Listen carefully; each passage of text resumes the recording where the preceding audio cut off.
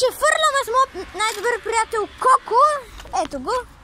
Ще фърляме ето и тази игра. Само да кажа нещо на хората. Здравейте, хора.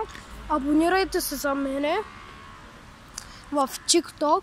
Казвам се Калян, на английски долна черта Недялков. Абонирайте се, лайкнете, моля ви се. Аз съм един от най-неизвестните в TikTok. Да, аз не мога да си инсталирам TikTok, не знам как да се регистрирам. Но хора, имам изненада за вас. Казах я вече в един клип. На 100 абоната правя giveaway. Не съм ви казал, не помня. Каза. Да. Аз го гледам. На 100 абоната правим giveaway на един от вас може да спечели 3 футболни карти, а който направи най-много коментари и който каже на много хора ще получи най-добрата карта или на Холанд, или на Меси. Да, на Лео Меси.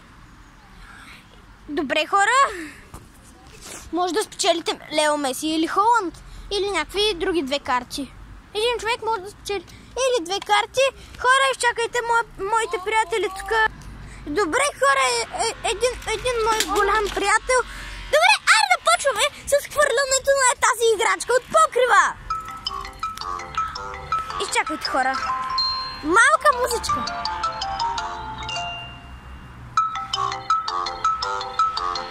Айде, чао. Така, хора, колко много бързо хвърля играчката и сега... Не, няма да фърлям. Аре, добре, тя се преби, тя умря и от нас... Чао! Хора, като се приберем, ще помоля баба ми или дядо ми или войчо ми да се запишем номерите с Живомир да играем, да снимаме видео и да играем в Brawl Stars. Става ли? Да, но нали този телефон няма сим карта. Може да говорим от на мама. Може да говорим от на мама. Добре, хора! Абонирайте се и лайкнете и ще направим giveaway на футболните карти. Някой да може да спечели Меси и друг Холанд. И други 2 карти. И от нас, чао!